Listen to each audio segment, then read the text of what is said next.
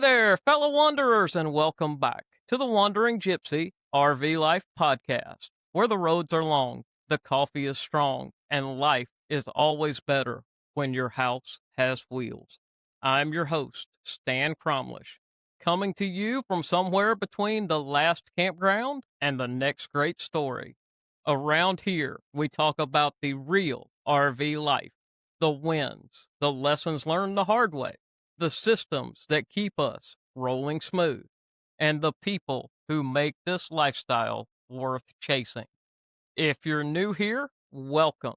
And if you've been rolling with me for a while now, you know this show is about more than just rigs and routes. It's about mindset, community, and learning from folks who live this life on the road, whether that's in the mountains, the deserts, or the forest.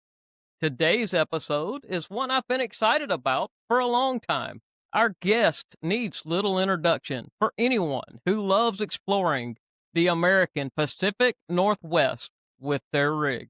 He hosts a podcast that's become a go-to resource for travelers who are passionate about RVing, camping, and outdoor adventures across Washington, Oregon, Idaho, and beyond, sharing insider tips, destination guides, gear ideas, and definitely real stories from the road.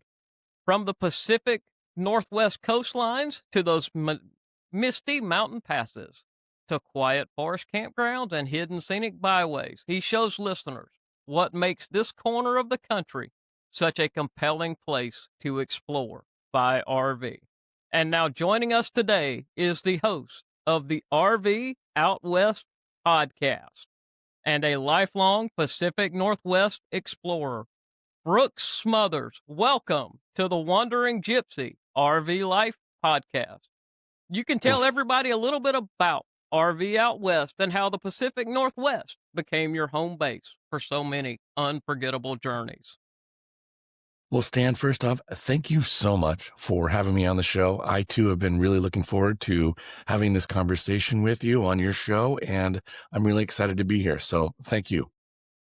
Well, Brooks, let's start at the beginning. How did you first get into camping? I saw a throwback post you shared yesterday or the day before on Threads about a tent trailer. Tell me about that era, and what did those early trips teach you that still stick with you today? Sure, and that's a great question. So it's a bit of a funny story how my wife and I got into RVing. I grew up in the Pacific Northwest, and from about 25 to 35, I spent a decade away from the Pacific Northwest. So I grew up mostly tent camping, car camping. I did some backpacking trips, etc., but it was mostly car camping and tent camping. And Okay. I met my wife in that decade away, and she was born and raised in the burbs outside of Philadelphia. She's lived in New York City. She's a bit of a city girl and never really had done much camping until she met me. And her first camping trip we did 6 months or so into dating, and I took her to Costa Rica. And we had no reservations. I brought a tent, and the only reservation I had was for a rental car. And then we just drove around the Peninsula de Nicoya out on the Pacific side and slept on the beaches. And that was the first time my wife had ever slept in a tent. We were only dating. So now fast forward all these years later, we've relocated back to the Pacific Northwest. We have at that time, my son was probably 4 or 5 years old and my daughter was probably 3. And we were at a friend's barbecue and they had a tent trailer. And so I was kind of asking them about that. And then they had told us that they had bought a new trailer and they were going to do their PDI to pick it up here in about a week or so. Did we have any interest in buying their tent trailer? And I immediately said yes. And my wife immediately said no. And I looked at her and I was like, what do you mean no? And she goes, well, that's not camping. And she got into this whole thing like she was hardcore and like that wasn't camping. And I was well in my early 40s at that time. And the friends who owned the tent trailer, they were school teachers. So they had the summer off. So they were about to go do a big loop around the United States in their new trailer. So they said to us, you know what? We'll let you guys borrow the tent trailer for the summer. Go use it. See what you think about it. And when we get back from our trip, you can return it. Or if you decide you want to buy it, we'll make arrangements, whatever, but just go enjoy it. So we borrowed it. We took it camping. We slept in it one night. And the next morning, my wife rolled over and said, yes, we're buying this. And so that was our anniversary present to ourselves that year. And we bought that tent trailer from them and we used the heck out of it. We went everywhere. At the time, I had a Ford F-150, so I could easily, I couldn't even tell the tent trailer was behind me. I could tow it anywhere. And so we went all over Eastern Washington, chasing the sun and the warmth and all of the joys of Eastern Washington. And we did some trips around here locally on the western side. And had a great time in that tent trailer. We loved that thing. It was just a blast. But our kids eventually started getting a little too big. So they were sharing one side of the bunk, right? Because, there's the two bunks on both ends. So one side was ours and one side were the kids. And they were sharing a bunk. And then we finally moved one into the dinette. So one was sleeping in the dinette, one was sleeping in the bunk. And we realized too that the tent trailer would get really, really hot temperature wise. And so, we had the Vornado fan to try to cool the interior down, and we'd open up the mesh and do what we could. And eventually we started talking about looking at something a little bit larger, something with air conditioning and a bathroom. And so we ended up changing and got into our Jayco, which we currently are in right now, which is the 267 BHSW. So it's a 26-foot bunkhouse with one single slide out. And that has been working great for our family of four. The kids each have their own bunks. They're not sharing anymore. They're also 14 and 11, so they're bigger. So it just works out. It's been a great rig, and we've driven that thing 10,000 miles around the United States. We've done Glacier, Yellowstone, and then, of course, we've drug it all over the Pacific Northwest, Bend, and all of the, places. So Awesome. So, what made you, after all of those travels, decide to start the RV Out West podcast? the pandemic, honestly. Um, Really? yeah, so we had been RVing by the time the pandemic hit. We were probably 3-4 years into our RV journey at that point, and the world had shut down. I work in a creative industry. I've worked as a graphic designer. I work in marketing. So, I've worked in graphic design. I've worked as a visual journalist for a newspaper, covering the news as a photographer. And I just needed a creative outlet, and we were locked down and weren't going anywhere, and homeschooling or, whatever, online schooling and all of that stuff. And I was like, I can edit video. I can easily edit audio. And so I just started playing around in Adobe Audition, and I bought a cheap, like $60 microphone off of Amazon just to kind of get started to see if it was something I wanted to do. And yeah, I just kind of started, and it was the old, is this thing on? Anybody listening? And it's been growing and growing and growing, and more people are listening. And quite frankly, I'm just having a ton of fun with it. So, and I love talking about the Pacific Northwest. It's such a cool place out here. So I just love talking about it and sharing that with people. So, what did you see any gaps that you wanted to fill with your podcast, or what were your goals when you launched it? And have those goals evolved since then for your podcast? I know they've evolved for mine, quite frankly. Yeah, that's a really good question. Originally, I think my goals were just to kind of turn it on and start talking and just kind of see where it would go. Um, over time, I would look at kind of what episodes were getting more downloads, and I'd be like, okay, they want to listen to more stuff about that. So I would start talking about more of whatever that might have been, while still mixing in things that, I wanted to talk about. And I've been doing this now. I just produced episode 179 a week ago today. And I think I can't stop. Really. It's kind of, I have a normal 9 to 5 job. I work a 40-hour work week. This is something I totally do just on the side because, I think like with everybody, the goal would be to try to monetize. And so that's my big goal for 2026.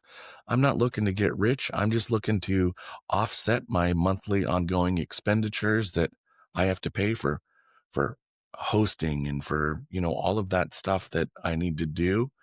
But yeah, I'm going to say that's my goal.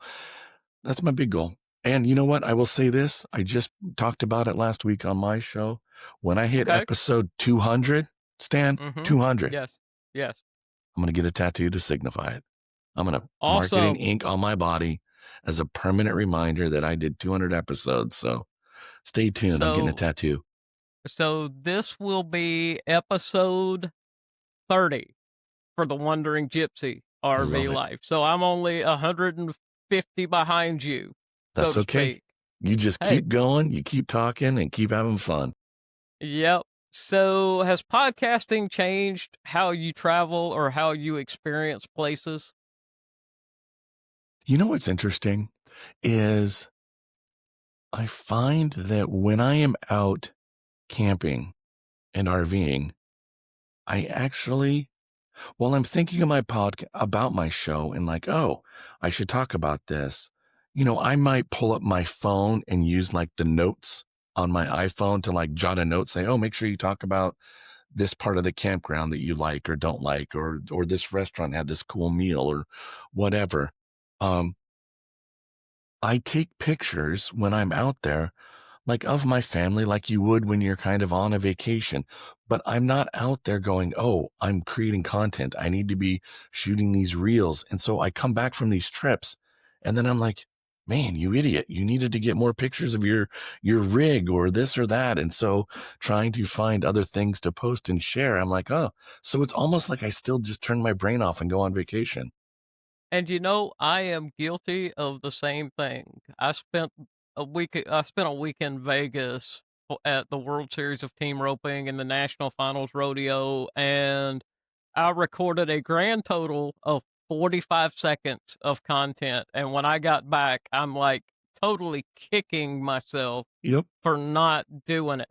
But You're not alone. that tells me that I'm a lot like you in that respect. I live in the moment, and in the moment means I'm not thinking about content, and maybe I should. Yep. Well, and I think that's good because you're there too, right? So you need to be in the moment. You need to be there. You want to be there to watch those events, to watch those roping events, and to listen to that music and be a part of it instead of like, oh, I need to capture this. So, I think it is what it is. So it's okay. Yeah. So when you're camping and traveling, Brooks, what hobbies or activities do y'all as a family really lean into on the road? So we are very competitive washer pitchers, and we play the campground game washers a lot. There's a lot of smack talk that goes on in our family during that. In fact, the group of friends we camp with, we started a tournament that I can't remember if we call it the Tournament of Champions. I don't know. We're very tongue in cheek about it. But, and I bought one trophy, which was like the Ozark Trail knockoff for the Mesa Solo Stove, the little countertop, little mini fire pit.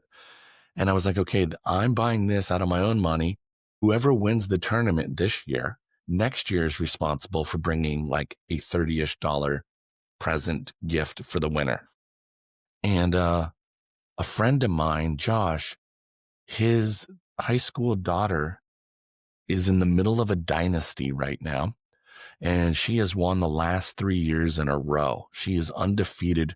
So he has actually gotten her these really beautifully, magnificently gaudy, over the top goat rings, plastic So when she's at the campground, she's walking around with her 3 rings on her finger that say goat, and it's amazing. So she is currently the reigning champion, 3 years old. It's crazy. Wow. Leave it to a Wow. 15-year-old to kick everybody's butt. I don't even know. It's awesome. Hey, that, the kids got it going. The kids have it going on. Yeah. Yeah. Yeah. So so What else? let's I mean, talk. we go, I mean, outside of other activities, I mean, it's not, we will go hiking, we use it as a base camp. I like to eat and go explore different places to eat food. So if we're in an area where there's a particular restaurant we want to check out, we'll go do that. My daughter is on a competitive, team. And so we will use the trailer, we've driven down to Vegas because she's had competitions in Vegas. And then we've stayed in our trailer at that. So it's kind of a mix use. Yeah, that's kind of like mine. So moving into more technical aspects of the RV life, let's talk tools. What apps or resources do you rely on to make travel less stressful? Like examples are RV Life Trip Wizard or the KOA Campground app, or in my case, I have Internet of Things. I've got a propane check app so that I can monitor the amount of propane in my tanks. I've got the Power Watchdog surge protector that I can take a look at, and my thermostats are connected to the internet as well so that I can modify temperatures and all of that on those hot days when I'm headed back from a hike or a fishing trip. What Yeah, about you? What do you do? What tech tools do you use? sure. Before a trip, I've used Campendium a fair amount. And even when I'm on the road, if I need to find a dump station, Campendium has been really good to help me locate a dump station if, I've not been able to dump at a campground. I used road trippers for a while. I haven't used them in a while, but that's also, I think, mostly same thing with like RV Life's planning app, because I'm not planning these monster big trips anymore, right? We've done that 10,000 mile loop where we were on the road for 5 weeks. But for me, I'm a weekender. So, mostly I'm using the state park websites to book state parks and those kind of things. Um, I do use one of my sponsors of my show is camperalerts.com. And I use camper alerts to set alerts for getting campsites in um, state parks, national parks, and other RV resort places too. And the difference between kind of using the state park, like alert me when a site becomes available, is that only happens like once every 24 hours, I think, like every 7 o'clock in the morning, the state park one will send it out. Where Camper Alerts is checking, depending on which alert you used, every 15 minutes. So you can get a text message saying, hey, you're looking for a full hookup site this weekend in this campground. One just became available. Go book it. And all it's doing is alerting you saying, hey, it's available. So then you'll just need to click that link and go over and, go book it on the state park website or whatever. So I've used that for those more high traffic, big weekends, like I haven't booked anything for Memorial Weekend yet. So I'm going to use Camper Alerts to set some alerts to find a campsite for Memorial Weekend. Um, But that's kind of the bulk. Yes, I use the KOA app when I'm on the road. I have my TPMS, so that's connected to my phone, so I'll be monitoring tire pressure and those kind of things. Um, but that's about it. So, what other RV safety tools? You just mentioned tire pressure monitoring. What other safety tools? Do you use a gas stop on your propane, surge protector? Tell Yeah, I me a have a little bit surge. about your setup. I have a surge. I don't think it's a protector. I actually need to buy a power watchdog. I don't. I have a Camco one that I bought with the tent trailer, a little 30 amp Camco that just lets you alert you that if the circuit is okay. And I thought that had a surge protector in it, and I have since found out it doesn't. So new in 2026, I'm going to make sure I buy a power watchdog. I think that's after talking with you on RV Out West, actually, was when we Yes, talked about that. So yes. That might be on my Christmas list this year. I don't know. Okay. But yeah, other tools, I have all the standard tools that I'll take. The one thing I did buy one time, which totally saved my bacon, is before we went on our 10,000-mile road trip, Mm-hmm. I was doing one last run through Harbor Freight to get, I don't know, zip ties and duct tape and whatever. All those things you need for Yeah. a 10,000-mile trip: zip Yep. ties, duct tape, Yeah. and baling wire. Those are the three exactly. go-to. All of that stuff. And I saw a 1/2-inch air ratchet on sale for $20. And I was like, you know Okay. what? If I got to change a tire, that'd come in really handy. $20. Yes, it would. So I threw it in the cart. I bought it, not thinking anything about it. And our first day out on the trip, I woke up at 6 o'clock in the morning, getting the rig ready to, we had a big day of driving in front of us, and my wife is inside and, getting the kids up and getting them fed. And the kids, we get out, kids are in the rig, and I'm getting ready to go. And the last thing she's got to do is bring the slide in, and she's bringing the slide in, and the slide starts crabbing and it breaks. So it's not coming in straight, right? It's kind of going wonky as it slides in. So a few, fists to the sky and perhaps a few swear words later, I was like, okay, we got to figure this out. So, I go to YouTube University, and my wife is like thumbing through them, or I'm on the manuals, she's on the YouTube University, and I'm trying to locate where my manual my manual nut is to bring the slide in, right? Right. And I was like, wait a minute, I don't even know where that is. So lesson 1 is always make sure you know where that is to be able to bring your slide in manually. If you do not know, you don't want to find out when you're in that situation. You want to know ahead of time. Once I found it though, I was like, this is crazy. So I'm so glad that I bought that air ratchet, and I hooked up to my air compressor, and I was able to, it was a little 3-gallon air compressor tank. So it was a lot of bring it in and then pause, fill the tank, Let it run, bring it in, fill the tank. Yep. But I brought it in, and I like to joke that if I didn't have that air ratchet with me, I think today I would still be under my rig with a manual socket wrench trying to wrench in that slide. Well, I'm sure. We got it in. It was great, but I am so glad that I had that air ratchet in my rig, in my tow vehicle. So I keep it in there all the time now, whether it's for changing a tire or whatever, but it's just awesome. Good deal. So you've covered a lot of ground in the Pacific Northwest. What are some of your favorite places you've visited? If I told you, I'd have to kill you. Okay, well, go ahead and tell me anyway.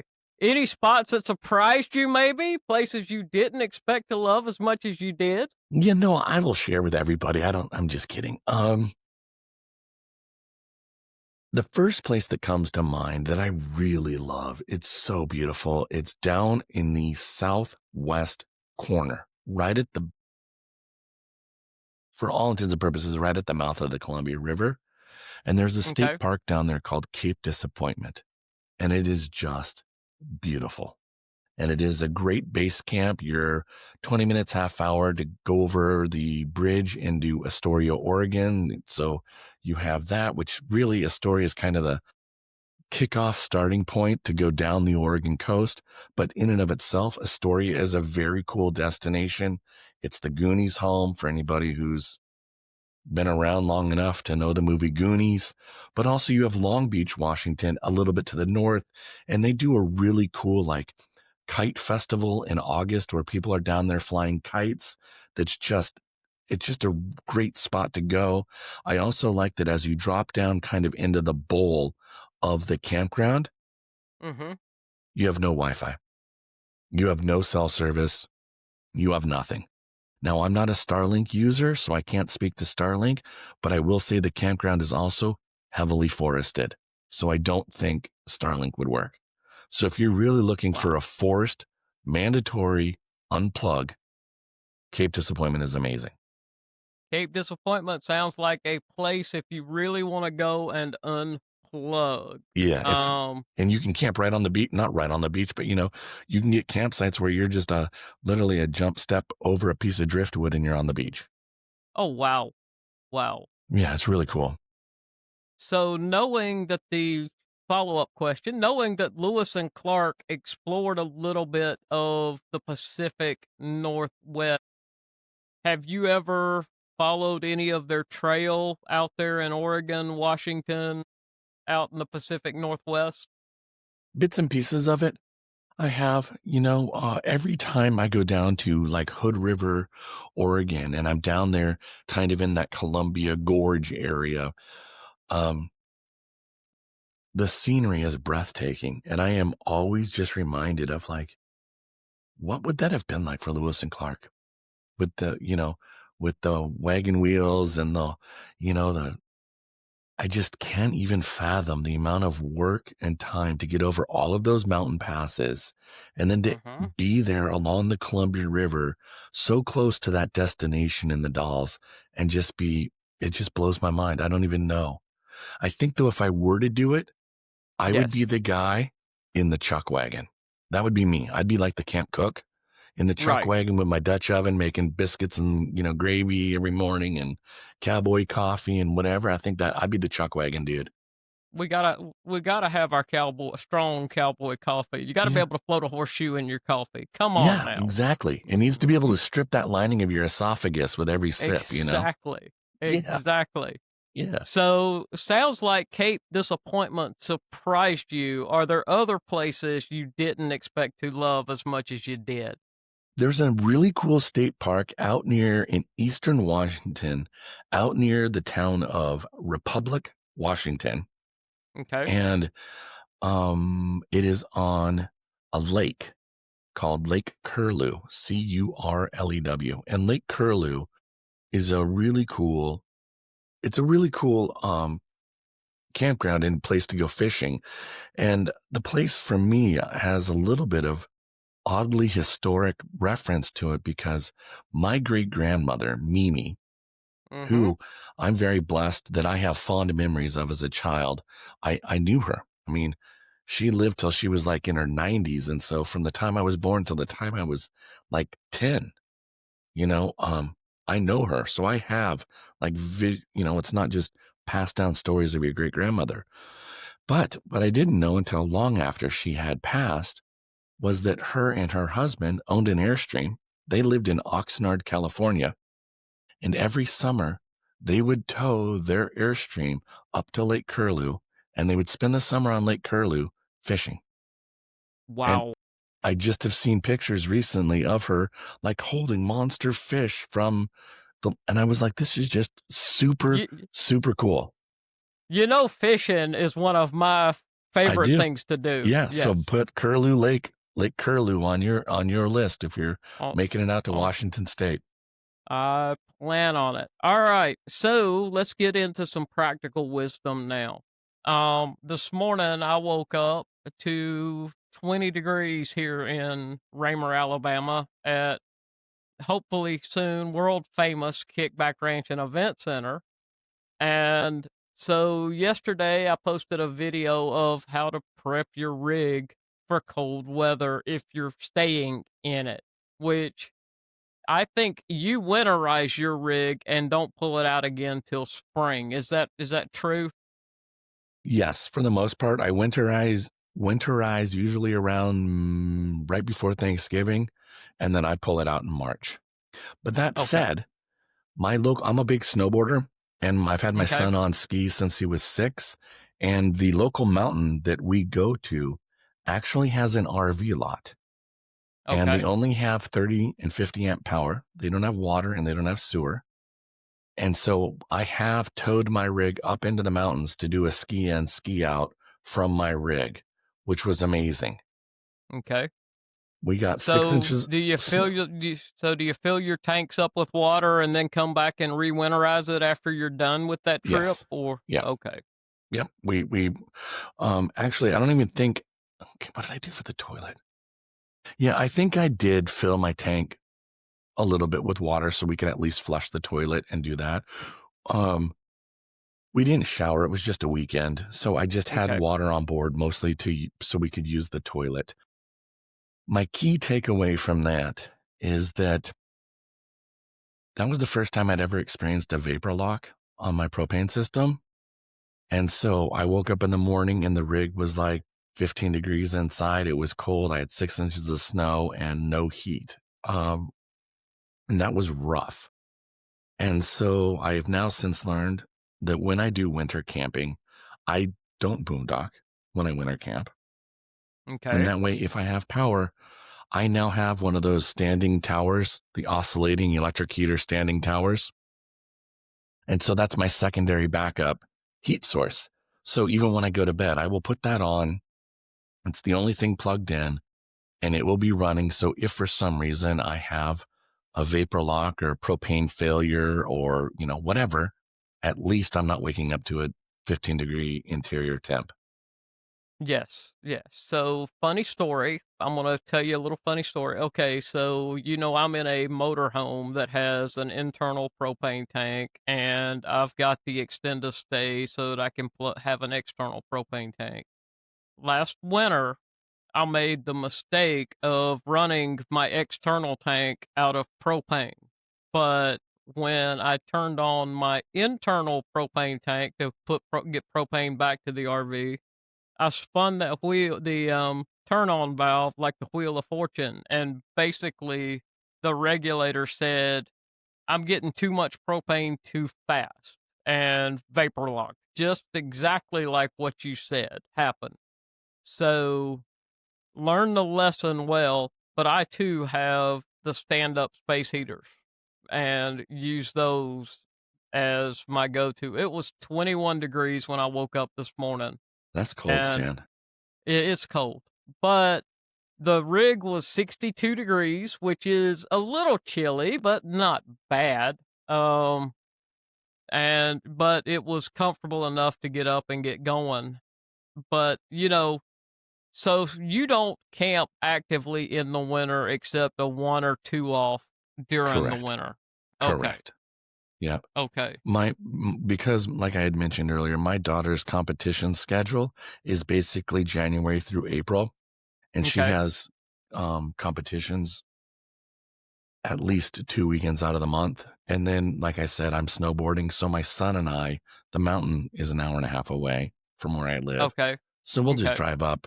And so I'm got my winter activities going on. And so we'll go do that instead. So, you know, it's okay. I'm a Okay. weekender. I'm a part-timer. And I'm a full timer, but I there know. is a place in the RV life for all of us, There quite is. frankly. There is. Um, yeah. So if someone is listening right now and considering RVing in the Pacific Northwest for the first time, what's the one thing you'd want them to know before they roll in? Um, the biggest thing is no matter what time of year you come, you're going to want to bring layers and dress in layers accordingly. Even in the summer, it's very much t-shirt, shorts, and flip-flop weather, and it's fine. But at night, it's a hoodie and maybe a pair of jeans because it's getting a little colder, once the sun goes down. So dress in layers. If you are retired or have no children, the absolute best time to come is right after Labor Day and be out by October 15th. If you have a Okay. 6 weeks window, come in September. Um, all of us parents will be back to school. Our kids all start school usually the Tuesday, Wednesday, right after Labor Day. So we'll all be out of the campgrounds and getting back into kind of the school year routines. So it'll be quieter. It's a great shoulder season, but weather-wise, it's sunny and 70 and beautiful. And the rain doesn't usually come until October 15th, middle of Okay. October. So be out by middle of October and you can have one heck of a month up here where you're going to have most of the campsites to yourself, the campgrounds to yourself. It won't be as busy and the weather will be absolutely stunning. Awesome. So how about giving yourself a shameless plug for RV Out West and tell folks where they can find you, Brooks, Sure. online? So, RV Out West is all about RVing around the Pacific Northwest. I talk about destinations, places to go, campgrounds, where activities you can do in the area. Like I mentioned, I'm a big food guy. So, if there's a place to go pull a pint or pick up a bottle of wine or have a great meal, I'm going to talk about that. I share tips and tricks, kind of just like you do as well, just from lessons I've learned on the road. So you can find me at rvoutwest.com. I'm on Instagram at rv_out_west. Same thing with Facebook. And the podcast, I'm on Apple Podcasts, Spotify, Amazon, Audible, Overcast, wherever you choose to find and listen to your pods, I am there. So you can find me anywhere there. And if anybody is listening and happens to be from the Kansas City area, I will do a quick plug, but I am going to be a seminar speaker at the Kansas City RV show in January 2026. And so I'm going to be doing 3 seminars talking about going to Banff, Canada, RVing the Oregon coast, and a 10-day loop through the North Cascades, the Methow Valley, Lake Chelan, and Leavenworth. So if you happen to be in the area, please come and say hello and check out the seminars. Awesome. Awesome. Sounds great, Brooks. And thank you again for joining me today. Stan, it's always a pleasure. It's always fun. You know, we get to have fun, Brooks. We do. I don't call this work, even though it really is work at times. It's too much fun to be work. Yep, exactly. I couldn't agree more. And I had so much fun following along on your socials while you were out there in Vegas at the rodeo. And I hope you had a great time at the Ned Ledoux show too. So that was just, I did. That was good. Had a blast at the Ned Ledoux show. Met Ned for the first time in person. Yeah, he's been on the podcast, but that was the first time I'd met him in person. Nice. And it was fantastic. The week in Vegas was a highlight of the year. But, you know, one of the things I try to do on my podcast is educate folks. And that week was all about educating cowboys. They live in living quarters, horse trailers, go up and down the road in the pickup campers, but they don't look at those living quarters trailers or pickup truck campers as RVs. They are, though. They are RVs. They have every system I've got and you've got in our rigs. Right, of course. So the goal was to educate some of those guys about tire pressure monitoring, water filter systems, surge protectors, all of that. But it was also a time for fun. I had a blast in Vegas myself. I really did. But I follow you. I lurk on your socials as well, Brooks. Yep. That's what makes it fun. It is. Makes this the RV community. And I'll be at the Tampa Super Show in January, my first trip to the Tampa RV Super Show.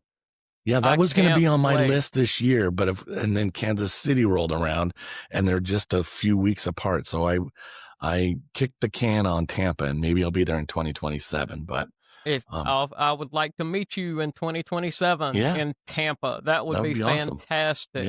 Awesome. Yeah. So one last question: Are you are you a member of any organizations like the Family RV Association, which formerly was FMCA, Family Motor Coaches? I am not. Okay. So I'm going to follow up that question with not really a why, but what do you think about these RV organizations like FMCA, Escapees, or, you know, those, are they more geared to full-timers? That's what I'm thinking.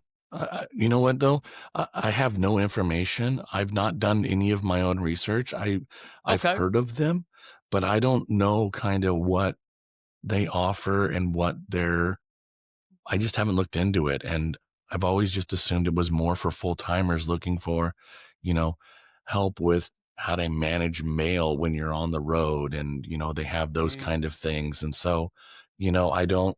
It's just not been on my radar. Okay. Okay. Well, maybe in our next conversation, you and I can talk about doing a little research about these RV Yeah, associations and organizations. yeah.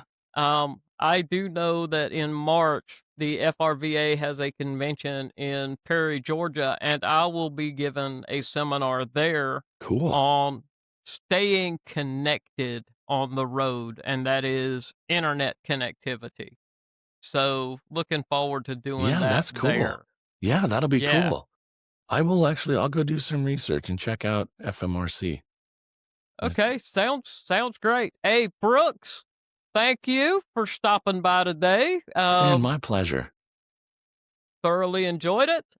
And hey, have a great day doing whatever you're going to be doing today. I'm going Thank to you work, Stan. again. I'm going to work. But Uh, hey, thank you so much. And it's always, always a pleasure talking to you, Stan. And hey, stay warm out there and safe travels. I'll do it. Thank you, sir. See ya. Thanks for riding along with me today. If you've enjoyed this episode, don't forget to subscribe, leave a review, and share it with a fellow wanderer. That's how this campfire keeps growing. You can find more stories, photos, videos, and all things Wandering Gypsy over at wanderinggypsyrvlife.com. And if you'd like some behind the scenes extras, including that special video with Ned Ledoux, head over to Patreon and join my Wandering Gypsy RV Life Campfire Circle. That's where the deeper stories and bonus content live. Before I sign off, I want to give a quick shout out to a few folks who help keep this podcast rolling. First up, TechnoRV. They've been my go-to for RV gear, from water filtration and electrical upgrades to safety tech, GPS, and everything in between. You can check out the products I trust using my affiliate link at technorv.com. Trust me, they'll help you adventure more and worry less. To my Patreon community, you're the heart of the Wandering Gypsy RV Life Campfire Circle. Your support keeps the wheels turning and the stories coming.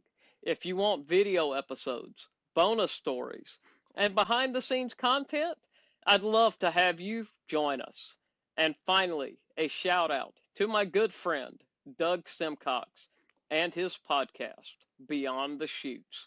If you love rodeo history, cowboy storytelling, and the legends of the arena, you need to give it a listen. Doug brings the past to life in a way that makes you feel like you're standing right there behind the bucking chutes. Until next time, keep your rig rolling smooth, keep your coffee hot, and remember, sometimes the best roads are the ones the GPS won't even show you. And that not all who wander are lost.